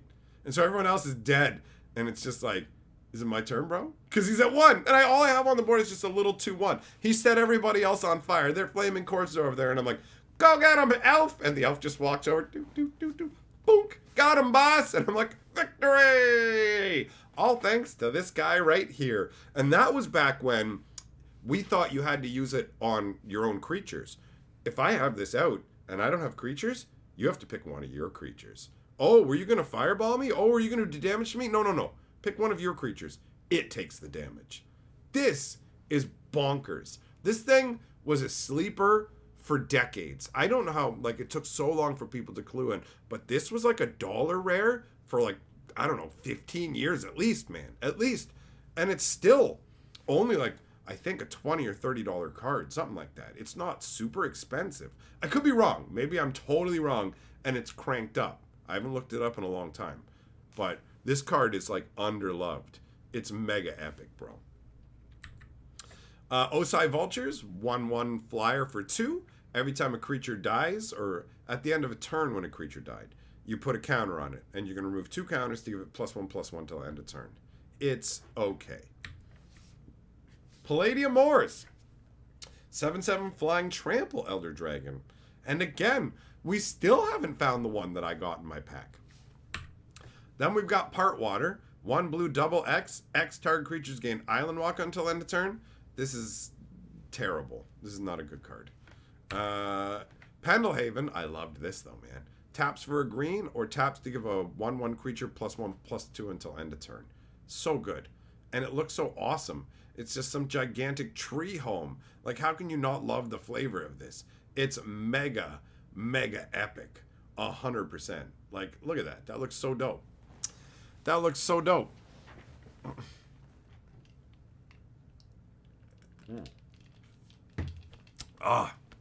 Talked for so long. Throat's getting a little dry. Okay. We're good. All right. Petra Sphinx is a crazy cool card. 5 mana, 3/4 flyer, but 3 white in the casting cost. But you tap it, target player names a card, then turns over the top card of his or her library. If it matches the named card, the card's put in that player's hand. Otherwise, put into the graveyard. So you can just tap and play a guessing game with the Sphinx for extra cards every turn. Like, how much fun is that? Witherfang, you're right. Pendelhaven is beautiful in Legends. And every day, you're still there. You don't have, nobody has taken it from you, so don't worry. Next up, we got Pit Scorpion. 3 mana, 1/1. If the Scorpion deals damage to your opponent, they get a poison counter. The original poison, guys. Bink, bink, right? Not too shabby. Oh, Pixie Queen. I love this artwork. This card's dope, man. It's terrible. 4 mana for a 1/1 flyer, pay 3 and tap it to give a creature flying. It's terrible. It's terrible. But from a flavor perspective, it's incredible. It's literally like a Pixie Queen. And you could meet her and she could use her wand and just like lift you up in there and you could fly around with her. Maybe get a little kiss because she is beautiful. This artwork is stunning. I love it, man. I love it. It's so good. It's so good. Then we got Planar Gate. 6 mana artifact. Pay up to 2 less whenever casting a creature. But it's got the old school word, summoning. Like, oh yeah, cast 2 less on summons. Love it. Old school flavor through the roof. Through the roof. Primordial Ooze. 1 red, 1/1. It has to attack every turn. You put a +1/+1 counter on it at the end of each upkeep. Then you have to pay 1 per counter on it. Or it'll deal 1 damage to you for each counter on it and become tapped. So it's super dangerous. It keeps growing and isn't worth it. Psionic Entity. 5 mana, 2/2 taps to do 2 damage to any target, but 3 damage to itself, which is a very weird entity. I can Psi Blast you, but it will destroy me. Unless you fortify it with like some kind of enchantment, holy strength, something like that, to give it extra toughness to keep it around, you know? It's pretty funny, but it's also pretty crazy. He's like mind blasting. That's nuts. Then there's Psychic Purge. It does 1 damage to any target as a blue spell, which feels really weird, doesn't it? Like blue burn. But if your opponent made you discard it, then instead the opponent loses 5 life. So this really, really hoses people with like Hymn to Turox and stuff like that. It's awesome. Quagmire stops all Swamp Walkers from being able to go through unblocked. Quorum Trench Gnomes. I love this card. I have this card.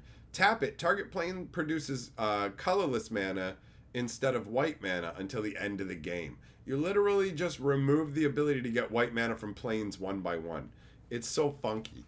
And you got this little gnome who's down in the trenches just messing up your planes. It's silly.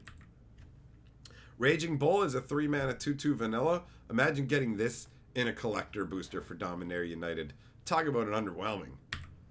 Then you got Ragnar. Oh yeah, Ragnar. I have one of these Ragnars. He's got a massive crease through it. It's really disappointing. He's 2/2. He costs a blue, white, and a green. And for a white, a blue, and a green, and tap him, he regenerates target creature. Pretty cool. Pretty cool. He's like a beefy... Look at that big old eagle behind him, man. That's awesome. Ramses Overdark. More Richard King Ferguson. Black, blue, and 2, 4/3. Tap. Destroy target creature that has an enchantment on it. So any enchanted creature you can destroy. This thing's great. I traveled to another city to trade for Ramses Overdark. I got my mom to take me to another city so I could trade with this other kid that I had met on a BBS. A BBS. I met him on a BBS. And my mom took me to his place so I could trade him for Ramses Overdark. And I also got a Time Vault and a Jade Monolith. Crazy. Love this guy. Then you got Rapid Fire. Absolute trash. Absolute trash. Absolute trash. 1 white and 3. Give a creature first strike and Rampage 2. So bad. Just offensively bad. Rasputin Dreamweaver, on the other hand, is incredible. 6 mana, 4/1. comes into play with 7 counters on him. You can remove counters from him to prevent damage to him. You can remove counters from him to add a mana to your mana pool. And he regenerates those counters once a turn. So when he comes into play, he gives you instant access to 7 mana, more than he costs. And he will regenerate that mana. He's bonkers. He's bonkers. I need him for my cube. His artwork is awesome too. So cool. Then you got Wrathy Berserker, 5 mana 2/4 with Rampage 3. This is also offensively bad. I hate this so much. He looks so goofy. This card could have been really cool, but whatever. Rebirth, Anti, 6 mana green sorcery. Each player may choose to be healed to 20 life. I love that phrase, healed to 20 life. Any player choosing to be healed antis an additional card. So they have to gamble another card on the outcome of the game because we used to play for each other's cards. I can't believe, like, it doesn't even feel like I'm living the same life. Do you know what I mean? It was so long ago. I feel so old, friends. All right, then we got Recall. My Recall is not so good. 1 blue and double X. Discard X cards from your hand to bring X cards back from your graveyard. It's like a blue regrowth for X cards. Just nuts. Pitch a bunch of cards you don't need, get the stuff you want back. Too strong, man. And look at the artwork. Artwork is awesome. It looks so good. It's like, whoa, were you at a graveyard or something? You robbing graves, bro? This is intense for a blue card. Red mana battery, so just like the black one, but red. Looking pretty cool with this dragon's claw or something. Reincarnation, this is a funky spell. It's 3 mana. If target creature is placed in the graveyard this turn, bring a creature from that graveyard back into play under the control of the owner of that creature. So it's like, yo, if this guy dies, he reincarnates as somebody else. And you can see in the artwork, this guy gets nailed with an arrow, and then he immediately like, ah, I'm a beast man now. La, la, la, la, la. It's like crazy. Soul fusion. Relic Barrier. This thing is solid, man. 2 mana artifact. Tap it. Target artifact becomes tapped. Might not seem that hot on the surface, but you play this with Winter Orb, all of a sudden, your opponent can only untap 1 land a turn, but you can untap all your lands a turn. Play it with Howling Mind, now you have double draw, and your opponent only has single draw. So every turn you're drawing 2 cards, because you could tap your artifacts to shut them off. So you could also use it to shut off your opponent's artifacts. Quite powerful. Not anymore, though. Now it's whatever. Remove enchantments. 1 white to bounce all enchantments you control. And basically, you destroy all enchantments your opponents control and remove all enchantments you control back to your hand on one of your permanents. It's all right. It's all right. You got Remove Soul. This is a crazy counter spell where it's like, I'm going to cast this guy. All right, I'll yank his soul out. They changed it to Essence Scatter because Remove Soul is too intense. Look at this artwork. This guy lost his soul. That's wild. Reset, 2 blue, all your lands on tap. Can only be played on an opponent's turn after their upkeep. And it's just like, oh no. I can only play it during my opponent's turn when I would most likely want to. Reset's great. Revelation. 1 green enchant world. Everybody plays with their hand face up. And the artwork is this awesome stained glass. Like, look at how good that is. Look at how awesome the artwork looks, man. I love it. Then you got Reverberation. I got this one on my cube too. 2 blue and 2. Damage from one sorcery spell is redirected to its caster. That feels great. It's funny because the artwork looks like this guy made the dragon. And it's just like, yep. So it's like, but it's a sorcery spell. You're summoning a dragon and it's breathing fire. But I guess that's literally just sorcery. It definitely does a good job of showing the spell being turned back on him. So whatever. I love the flavor. Righteous Avengers. Here it is. Here's your Planeswalker. 5 mana, 3/1 Planeswalker. Piece of garbage. Just like 1 toughness? Really? So weak. So weak. Nobody used this. Ring of Immortals. 5 cast and cost artifact. 3 and tap it. Does the same thing as a Void Fate does, but sticks around. That's a cool ring. Always loved the flavor of this card. Very cube worthy. Riven Turnbull. 7 mana, 5/7. Done by Richard and Caden Ferguson. Taps for a black mana. Pretty good, man. Pretty good. Rogov Care Keep. Here's why those 1 kobolds mattered the most. This guy right here, you have to pay an upkeep cost. You have to pay 3 red during your upkeep, or Rogov takes himself and all kobolds of Care Keep and go to your opponent's side. That's what happens. He gets tapped, and he's like, no, I'm going over there. Well, they'll pay me, maybe. And then if they don't pay me, then I'll come back. It's funny. He's a 5/5 that will make your kobolds a cur keep +2/+2, so he beefs them up. But he'll also just leave. He's like, I'm taking him with me. It's really cool flavor. And he's like this huge, like, I am the goblin lord of the kobolds. I like it. Then you got Rubinia Soul Singer. I had her back in the day. 3 different colors, hard to cast, 5 mana, 2/3, but you can tap her to just take one of your opponent's creatures. It's great. I'm going to take your guy. Swing at me. I'll block with it. It's great. Like, it's so good. Stealing your opponent's creatures with her, so solid. You have to keep her tapped, so you can only ever really take one creature at a time, but it was really, really good. And I like the artwork, too. She feels like a fairy creature. Then you got Rust, 1 green to counter target artifact effect. That requires an activation cost, so you can bam, your millstone's not going off this turn or whatever. It's okay. Actually, you know what? The artwork's awesome, showing that Rusty Blade looks cool. Segovian Leviathan, 5 mana for a 3/3 Island Walker. See, the Planeswalker had 1 toughness. This has 3 toughness. You look at it and go, that's decidedly better. And it's funny because that's a Leviathan. Look at the whales beside it. This is from Segovia, where everything's super tiny. A Sarah Angel there is only a 1/1, right? Sentinel is a weird one. 4 casting cost artifact. His toughness is assigned by the creature he's blocking. So if he's blocked or blocked by a creature, whoever he's in combat with, his toughness will become equal to 1 plus whatever that number is. Does your creature have 5 power? Great, his toughness is 6. He's always tougher. Isn't that silly? And the statue looks goofy with that big head and crown too. Then you got Serpent Generator. You can make snakes. Love this. 6 mana to put out. 4 and tap it, make a poison snake that's a 1/1. If it hits your opponent, they get a poison counter. So you just churn them out. There's actually a story about a Lord of the Pit eating a serpent generator. I remember that. That's funny. Okay. Next, we got Shelkin Brownie. 2 mana for a 1/1. Tap it to remove banding with other from a target creature until turn. Terrible. Terrible. Bands with other doesn't matter. But the Shelkin Brownie all like this, I love it. I love that look. He's like, what you doing tonight, bro? What you doing tonight? No. You got plans with somebody else? I see you got plans to band up with somebody else, but not tonight, buddy. I'm going to stop that little get-together. You and me. It's you and me. All right. Then we got Shield Wall. 2 mana instant to give your creatures +0/+2 until end of turn. Straightforward, flavor-wise, underwhelming, who cares? Solkanar the Swamp King, another Richard Kane Ferguson banger. 5 mana, 5/5 Swamp Walk. Every time a black spell is cast, you gain a life. He feels like some deep demon spirit from the swamps who's really in tune with black mana, and he has that crazy wicked club. Like, he is terrifying and awesome and intense. Spectral Cloak. Put this on a leaf from Cairo, bro. You're going to do good. Enchanted creature can't be the target of instant sorceries, fast effects, or enchantments unless creature's tapped. So you just make it untargetable and then go, you can't get rid of my elite from Cairo. Have fun. Moving on. Spinal Villain. 1 red and 2 for a 1/2. Tap. Destroy target blue creature. Just straight up smoke your blue guy. Got a Leviathan? Not anymore. Awesome. Awesome.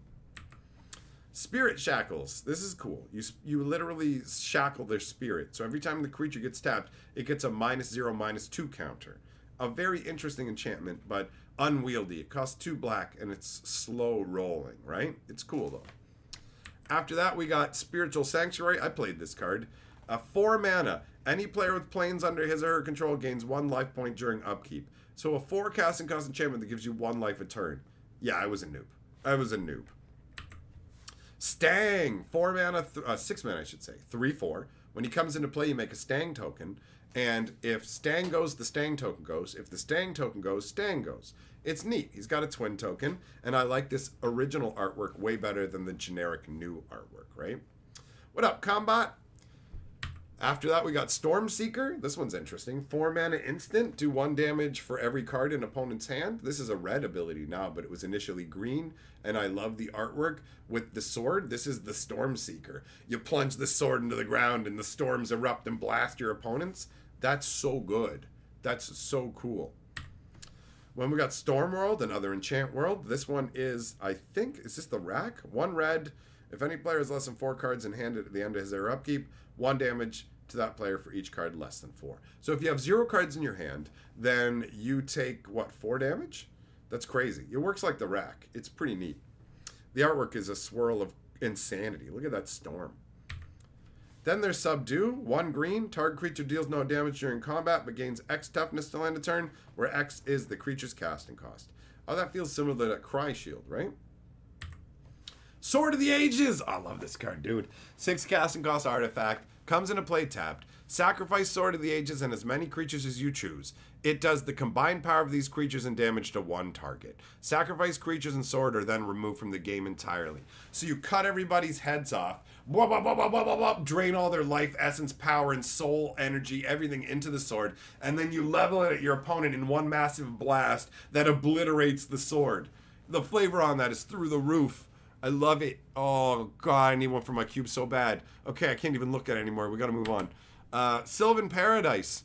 Spend most dollars. Anyways, 1 green for an instant. This one makes all different people green, Ro. Yo. I don't know, man. I'm getting distracted looking at that lady on the card. Let's move on. We got Siphon Soul. 1 black and 2. It does 2 damage to everybody and gives you that much life. This thing is great. I played one in like an 18-player game of Magic and just cackled like a fiend. I was like, I gained so much life. But everybody got real mad at me, so it didn't pan out. All right. Then we got the Tabernacle of Pendrell Vale. This is the big one, guys. This is your big Mama La Jamba, mega money, lotto scratch winner. Call your mama up. We did it, mama. We did it. If you get this, we're talking thousands and thousands of dollars. Moat is another one, by the way. But this is the big money maker. Shake it like you got one, bro. This makes it so that all creatures in play now cost 1 mana during the upkeep or they get destroyed. This thing is a massive hassle. I've played with it. I've played against it. This is the biggest deal in Legends, 100%. That's the real deal. After that, we've got Telekinesis. 2 blue for an instant. That makes it so a creature deals no damage during combat this turn, and it becomes tapped and can't untap for like 2 turns. So it's like somebody's using Telekinesis to just hold them up in the air for a few turns, like that stone block. It's neat. That's some neat flavor. All right, Teleport is next. 3 blue. Target creature can't be blocked until end of turn. Play after attack is declared, but before defense is chosen. Terrible. Terrible, but cool. You know, like horribly inefficient. There's much better unblockable cards, but really cool. The idea of teleporting is really cool. Then we got Tempest of Freet. This guy's wild. 4 mana for a 3/3. You tap them and you pick a card at random from your opponent's hand. But here's the thing. The card you take from your opponent's hand, you own it now forever. I tap this, I take a random card from your hand. It's my property. Tempest of Freet goes into your graveyard now. You own it. Like, own it. When the game's over, I keep this card I just got from you, and you keep that a free. Isn't that crazy? Hey, what up, Dual Brain? Isn't that nutty? And then you got Tetsuo Umezawa, the progenitor of the Umezawa line. A blue, a black, a red, 3/3. And his ability is tap him, destroy target top creature or target blocking creature. And he can't be enchanted, so you can't control magic him away. And he's like, I don't know, man. I just love the little stance he's got there. He's got attitude. He's got attitude and verve, bro. Then we got Thunder Spirit. 3 mana for a 2/2 flying first strike. This guy used to be the shit. This was a big deal back in the day. People don't care no more, but this was a big deal, man. How times change. Time Elemental. Yes! Man, that brings back memories. 1 blue and 2. 0/2. Pay 4 mana, tap it. Bounce a permanent to its owner's hand.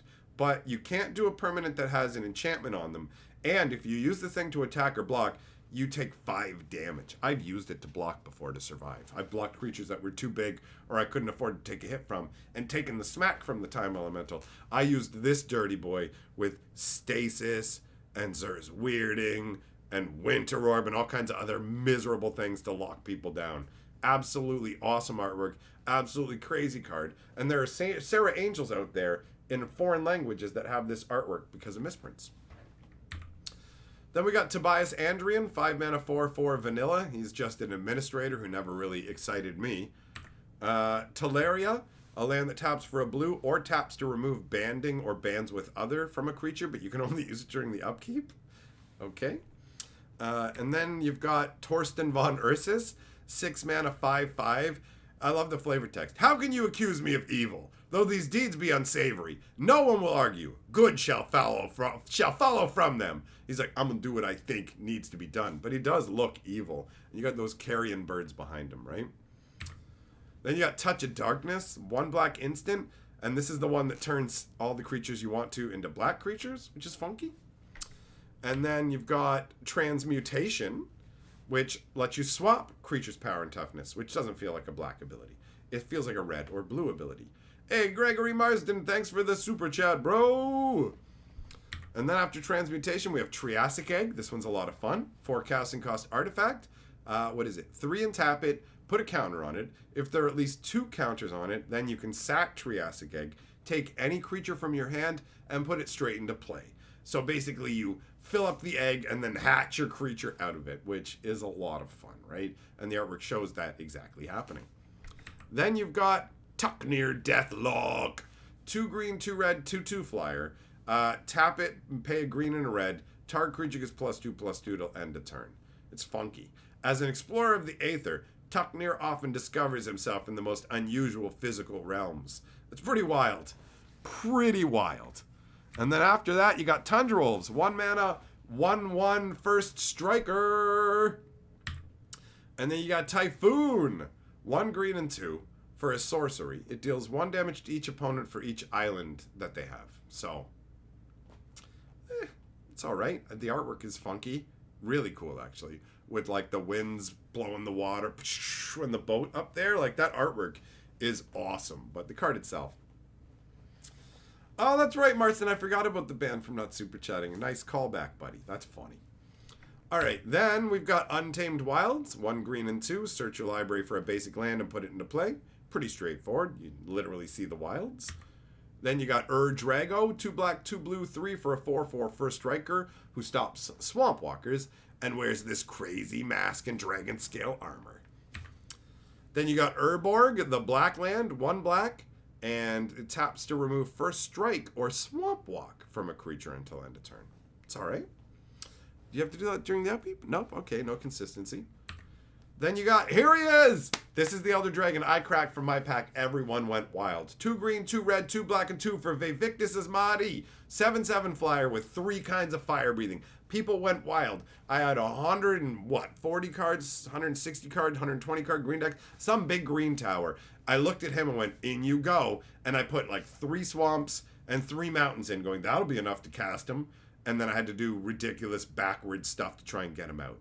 But I don't regret it. Although I do regret getting the dragon with the worst art. It's just his head, man. It's just his head, right? It's like, what's up, dude? What's up? Come on, man. Come on.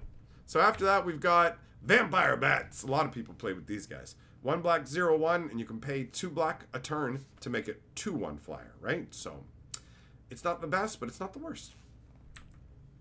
And then you got Venerian Gold. Don't get that disease. 2 blue and X. Put X counters on target creature because it's an enchantment, so whatever creature you enchant with, it gets them. The counters on them make so the creature won't untap, and you remove 1 a turn. And then you got Visions, 1 blue sorcery. Look at the top 5 cards of your library. You can then shuffle if you want. So you can look at the top 5 of your deck, top 5 of your opponent's deck, and you can choose to shuffle or leave it the same. That's it. Then you got Voodoo Doll, 6 casting cost artifact. You put a counter on it during your upkeep. If it's not tapped at the end of your turn, it does X damage to you and is destroyed, where X is the number of counters on it. And then pay double X and tap it. It does X damage to any one target. So basically, the first turn you put it out, it's going to be like doing nothing. Then on your next turn, during your upkeep, you put a counter on it. Now you've got to pay double X, so the counters. So you're going to pay 2 and tap it to do 1 damage to any target. Next turn, it's going to put another counter on it. Now you have to pay 4 and tap it, but you're going to do 2 damage to any target. Then it's 6 to do 3, 8 to do 4, and eventually you run out of mana, and the Voodoo Doll will slam you with like the curse recoiling on you. It's kind of fun, but not strong. And then you got the Walking Dead. See, the Walking Dead were in Magic a long time ago. 1 black and 1 for a 1/1 regenerator. It's literally just another Drudge skeleton. And then you got Wall of Caltrops, 1 white and 1 for a 2/1 wall. If wall caltrops and one or more other walls join to block an attacker and no other creatures besides walls block that attacker, it gains banding. So as long as you're only blocking with walls, it has banding with other walls. And it's just like, whoa, you're just standing on caltrops. That's pretty intense, honestly. Wall of Earth, real simple. 1 red, 1 white, 0/6 wall. Just a wall made out of earth. Wall of Heat, 1 red and 2, 2/6. So this one can hurt you because the heat can burn you. I like that. You got the lady in the Mirage Shimmer. What's up, boy? Check out my heat orb. Wall of Vapor, 1 blue and 3, 0/1, but it takes no damage from creatures it blocks. So creatures can try and get through it, but the vapor will constantly shift and stop them. That's neat. Then you got Wall of Wonder, 2 blue and 2, 1/5, but you can also pay 2 blue and 2 to give it +4/-4 and allow it to attack. So it can turn into a 5/1 attacker. I love this wall made out of all kinds of crazy stuff, similar to a Wand of Wonder. And all of a sudden it can ambulate and move forward and all of a sudden it's smashing you with blades that used to be butterfly wings. Like, that's a great flavor, right? Like, really, really cool, man. I love that, like, quite a bit. Then you got Whirling Dervish. This guy rocked house. 2 green, pro black. You would rock black players with this so hard because you just start swinging in. They can't do anything about it. I'll swing with it. It's a 1/1. Take 1. Okay, at end of turn, I put a counter on it. It's a 2/2. I swing with it. You take 2. Okay, I'll put a counter on it. It's 3/3. I'll swing with it. You take 3. I'll put a counter on it. It's 4/4. The inevitability of Whirling Dervish was intense, bro. Like, I've played against it and had my spirit crushed, and I've crushed many a black mage with this card. The power of it was undeniable. Willow Satyr, steal your legends! 2 green and 2, 1/1. Taps to gain control of target legend for as long as he's tapped. Yo, come hang out with me under my willow tree, bro. I'll sing you songs and stuff, give you some goat hair. Then we got Winds of Change. 1 red, everybody shuffles their hands in their deck and draws that many cards. Brand new hand. It's like, all right, artwork's funky. And then Winter Blast, beautiful artwork. 1 green and X, tap X creatures. Any of them that have flying take 2 damage. I liked this as a finisher to clear the way so I could get through with my creatures. And I always loved the artwork. It felt very much like the North Star as well. It's got that vibe. Same artist and everything. Kaja Foglio does nice stuff. Then you got the Wolverine pack. 4 mana, 2/4, Rampage 2. And a quote from King Henry about giving 'em beef.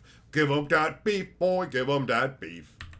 And then the Wood Elemental, the worst rare in Legends. 1 green and 3 for a XX creature. X is its power and toughness. And to make its power and toughness, you have to sacrifice untapped forests. So it works like this. Let's say you have out 5 lands and they're all forests. You tap 4 of them to cast this. Now you have to sacrifice forests to make his power and toughness. You only have 1 forest, so you make a 1/1. If you had 9 lands out, you would pay 9 mana and have to sacrifice 5 forests to make a 5/5 with no abilities. This card was a rare. I tried my hardest to make it work so much, and it broke my heart. I made Tree Folk deck. This thing never worked for me, and I'm still bitter about it almost 30 years later. I was the Wretched. So 5 mana, 2/5. The Wretched, at the end of combat damage, take control of all creatures that blocked the Wretched. Doesn't untap or tap the creatures, and you lose control of them when you lose the Wretched. Anyone who blocks them comes under your control. It's really, really flavorful. It's like he hypnotizes them. Come with me. It's dope, man. Great flavor. Artwork is amazing. Then you got Zera Arian. 1/2 flyer for a green, a red, and a black. Has the ability pay a green, and red, and black. Tapper. Target player draws a card. Not too shabby. Not too shabby. She constantly changing her costumes for the masquerade, but I'm all about drawing them cards in the cube, so she makes it in. And then Zephyr Falcon. 1 blue and 1 for a 1/1 flyer that has vigilance. This was okay back in the day. People would slap unstable mutations on it and beef out. And you know what that means? That's the last card alphabetically. We've come full circle. That is every card that will be in Dominaria United. And I will admit that this took me probably about a half an hour longer than I thought it would. So I'm running behind schedule, and I really must go. Thanks for coming by, my friends. We will be streaming again later. Have a great time until then. And yeah, bye.